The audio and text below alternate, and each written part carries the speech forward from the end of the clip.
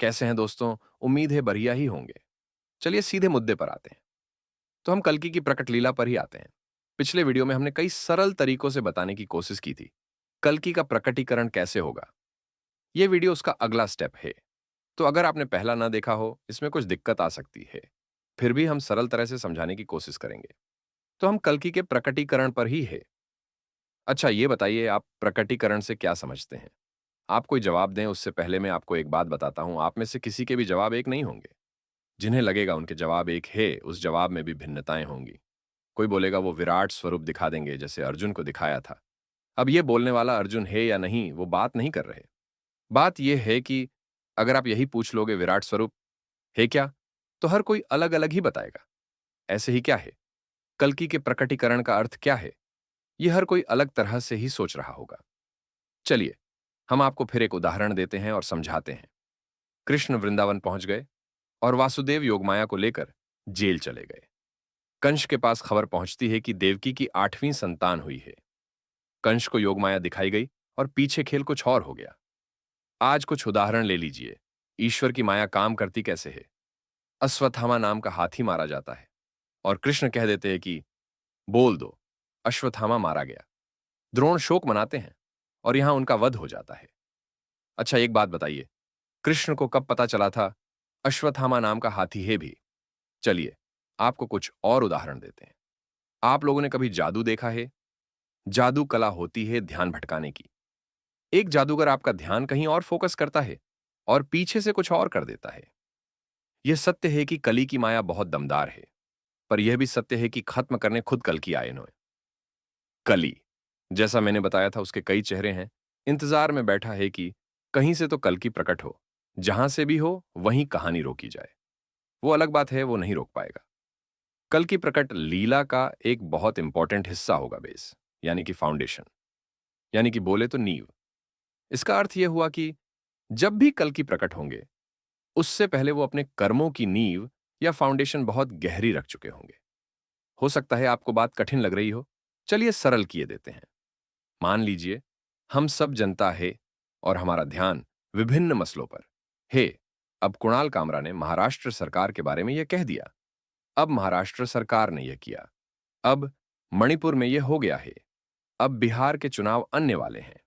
अब ट्रंप ने चीन पर टैरिफ लगा दिया है और चीन ने भी उल्टा ट्रंप पर टैरिफ लगा दिया है। भारत ने अमेरिका की सब शर्तें मान ली है। ऐसे ऐसे करके हमारे मसले बदलते रहते हैं। फिर पहलगाम हमला हुआ, फिर भारत पाक का युद्ध शुरू हो गया। अब ट्रंप जी है कि क्रेडिट लेफ्ट करने को ही तैयार नहीं। जो चीजें हमारा ध्यान खींच सके वो सब हमारे लिए बदलता रहता है। और हां, इन सब ध्यान बटाने वाली चीजों में वो भी है जो कहते रहते हैं हर मौके पर कि अब तीसरा वर्ल्ड वॉर शुरू हो गया, या वो कल्कि हैं, या वो कल्कि के बारे में ज्यादा जानते हैं। ये बात मैं आपको इसलिए बता रहा हूं ताकि आप समझ पाएं। मनुष्य ऐसे ही काम करता है, उसका ध्यान बट जाता है। और ये काम माया, प्रकृति बहुत ही अच्छी तरह से करती है। पर प्रकृति और माया इस तरह से नहीं खेलते हैं। उन्हें जो करना होता है वो करते रहते हैं, कर देते हैं। वो ध्यान भटका देते हैं, पर उनका खुद का ध्यान कभी नहीं भटकता।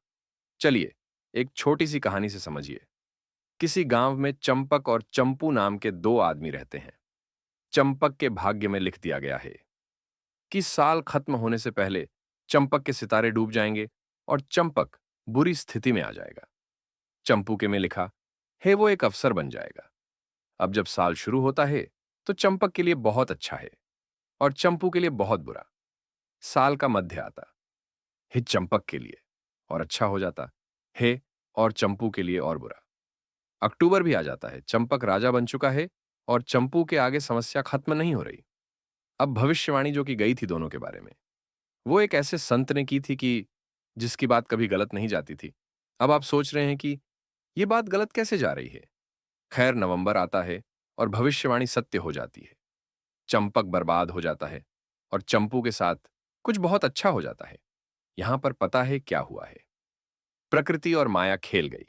उन्हें जिसको जो देना था, जो करना था, उन्होंने वही किया। बस बीच में जो कुछ भी हुआ उस सब की वजह से आप लोगों का ध्यान भटक गया। पर फिर भी जो उन्हें करना था, उन्होंने लास्ट मोमेंट पर जाकर वो डिलीवर कर दिया।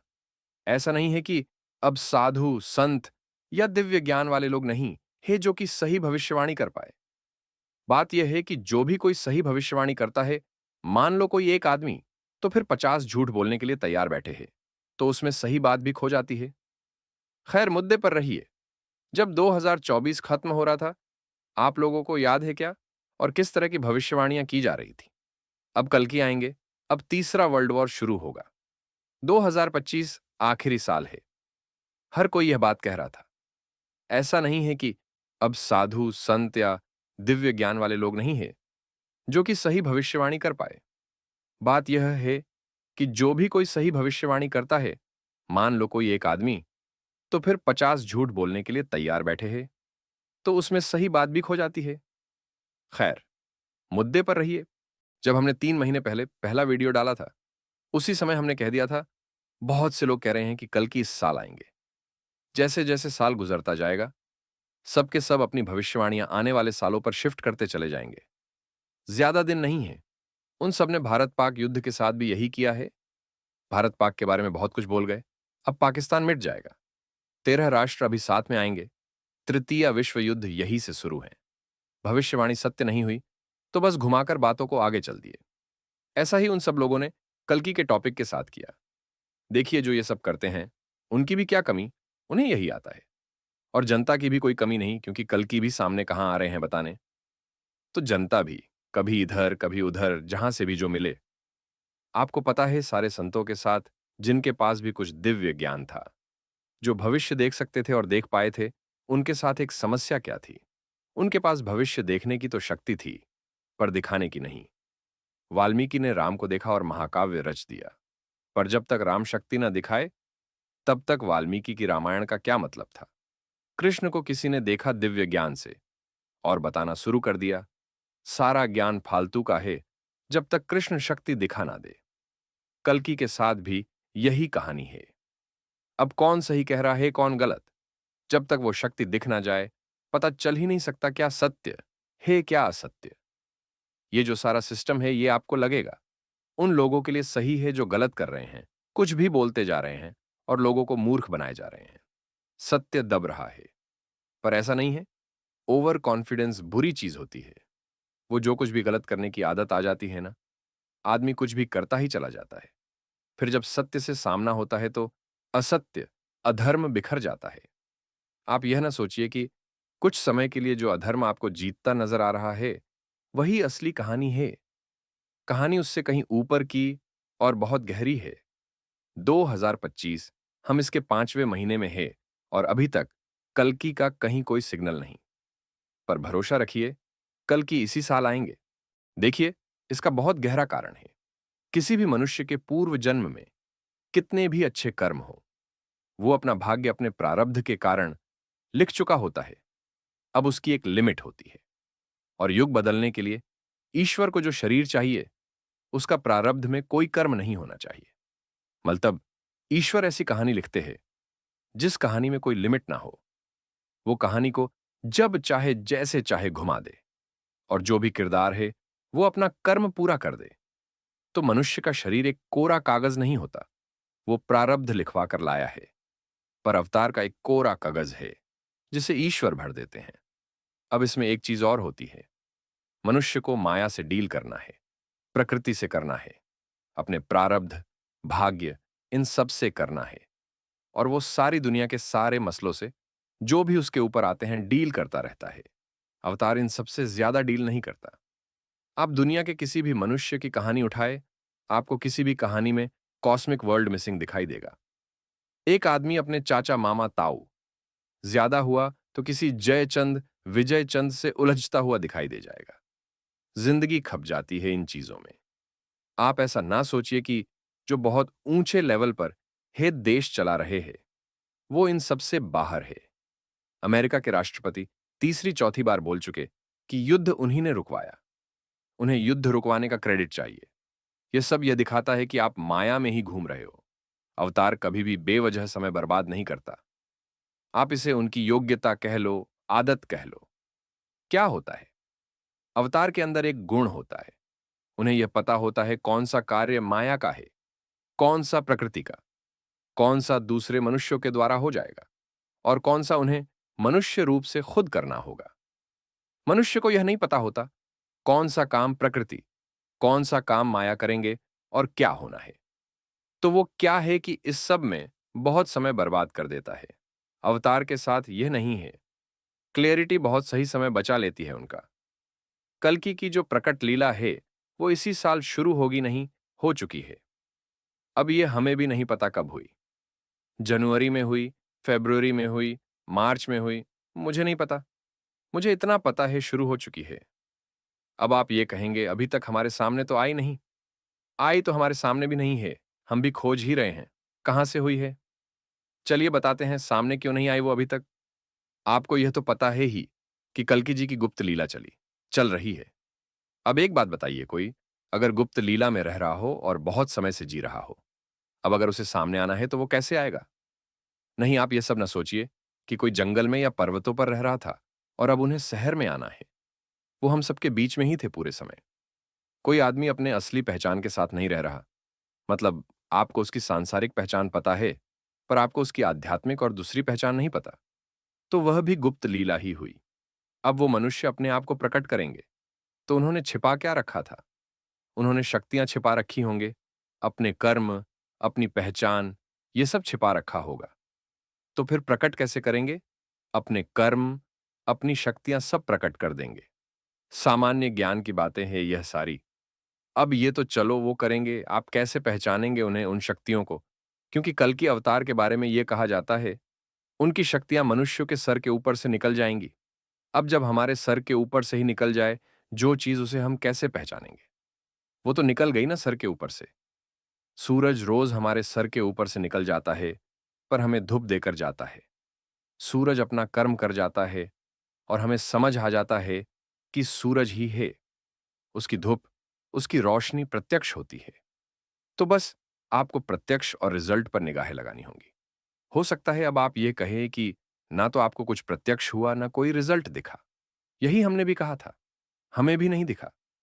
पर जानते हैं, पहला स्टेप इस प्रकट लीला का क्या था? वो ये था कि जब कल की गुप्त लीला खत्म कर रहे हो, तो शुरू में उनसे कुछ लोग मिले। मतलब हम आप में से कुछ लोग। ये मिलना बहुत जरूरी था। उसके पीछे कारण था। कल्कि की शक्तियां डायरेक्ट अप्लाई नहीं हो सकती। वो डायरेक्ट कर ही नहीं सकते। या तो वो शक्तियां या खेल बहुत हाई पावर के हैं, या फिर कोई और कारण भी हो सकता है। और फिर उन्हें भी तो मनुष्य को समझना होगा कि वो क्या सोच रहे हैं। जो कुछ भी हो, जो भी पहला फेज था, वो बस इतना ही था कि वो कुछ लोगों से मिलते और पूरे भारत में अंडरग्राउंड ही अपनी कहानी फैला देते, बुनियाद या नींव बना देते। एक ऐसी नींव जो किसी को दिखाई नहीं देती, पर बन चुकी होती। यहां तक कि वो जिन लोगों से मिल रहे होंगे, इन्वॉल्व कर रहे होंगे, जिनसे बात कर रहे होंगे, उन्हें भी नहीं पता होगा कि वो कल्कि से ही बात कर रहे हैं। लीलाधर है वो। हम और आप उनकी लीला नहीं समझ पाएंगे। हो सकता है कि हमारा प्रारब्ध सही हो और हम उन्हें कुछ पहचान भी जाए, पर फिर माया में खो जाएंगे। जहां तक मुझे पता है, अब यह पहला फेज खत्म भी होने वाला होगा। मैं आप लोगों को इसके बारे में बहुत पहले बताना चाहता था, पर कुछ लोगों ने ऐसा दिमाग लगाया कि मुझे कली का खेल समझ आ गया। मैंने उस बात को प्रकृति की इच्छा मानकर आपको और अपने आप को, दोनों को ही समय दिया। यह जो भी पहला फेज है, यह पूरी तरह अंडरग्राउंड है, पर इसका एक हिस्सा है लोगों से मिलना, बात करना। उन्होंने सब किया होगा। यह फेज मुझे नहीं पता कब क्या खत्म होगा। आज भी हो सकता है, 2 हफ्ते भी लग सकते हैं। पर हां, यह होने वाला है। पहला जहां खत्म होगा, वहां दूसरा शुरू हो जाएगा। उसमें कुछ कुछ शक्तियां वो लगाना शुरू करेंगे। पर ऐसा भी ना समझिए कि वो बहुत ज्यादा शक्ति इस फेज में इंक्रीज कर देंगे। पर फिर भी कुछ तो लगाएंगे ही। उन्होंने जहां शक्ति लगानी शुरू की, हम लोगों के लिए कुछ आसान हो जाएगा उन्हें पहचान पाना। जो भी सिस्टम उन्होंने अंडरग्राउंड तैयार किया है, उसमें जान रख पाए। जो भी लोग इतने समय से कनेक्टेड है और भरोसा करते हैं, यह संदेश केवल उन्हीं लोगों के लिए है। जो नए हैं या जो किसी और माया में है, उनके लिए नहीं है। कुछ और बताते हुए चलते हैं आपको। कल की बातों की नहीं है। बातें बातें और बातें। वो अगर बातें कर भी रहे हैं कहीं पर, तो पीछे सारा काम रखा जा रहा होगा। रास्ता बना लिया होगा उन्होंने अपना। कल्कि के काम ऐसे ही होंगे, हो जाएंगे, फिर आपको पता चलेगा कि ये हो गए, केवल परिणाम दिखेंगे। और हाँ, जब मैं ये सब बातें आपको बता रहा हूं, एक बेसिक टीचिंग मत भूलिएगा। चाहे कोई कुछ भी कहे, कल्कि को केवल उनके कर्म और शक्तियों से ही पहचाना जा सकता है, और कोई तरीका नहीं। वो कर्म और शक्तियां छिपाए नहीं छिप सकती।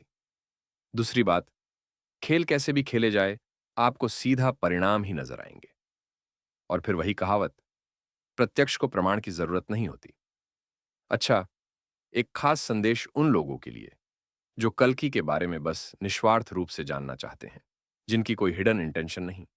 यह अगले 2-3 मिनट का संदेश बस आप लोग के लिए है। यह कलयुग है, और जो कली की माया है, यह कंस, रावण, शकुनी की माया नहीं है। यह एक पूरे युग की माया है। बात छोटी सी है पर अर्थ गहरा है। कौरव उस इकोसिस्टम या युग में जी कर गए जिसमें राम कर्म कर गए थे।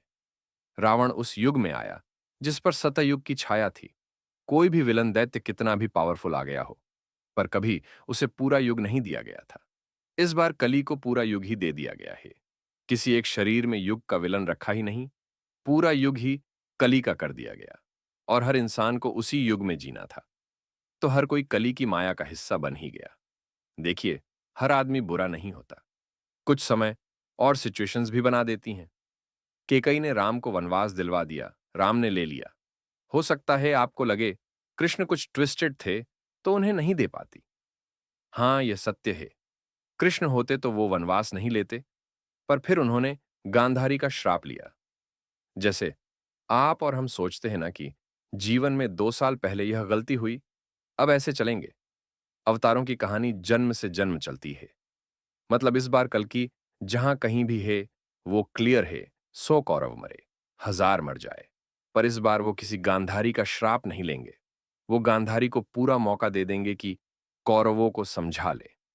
अब इतनी सी बात इस तरह से भी देखी जा सकती है कुछ लोगों के द्वारा कि कल्कि अपना धर्म पूरा नहीं कर रहे, या फिर उससे दूर जा रहे हैं। सबकी अपनी अपनी सोच है। आप सबकी सोच को नहीं बदल सकते। आज जैसे निष्कपट लोग कम नहीं है, बहुत है। पर आप बिखरे हुए हो।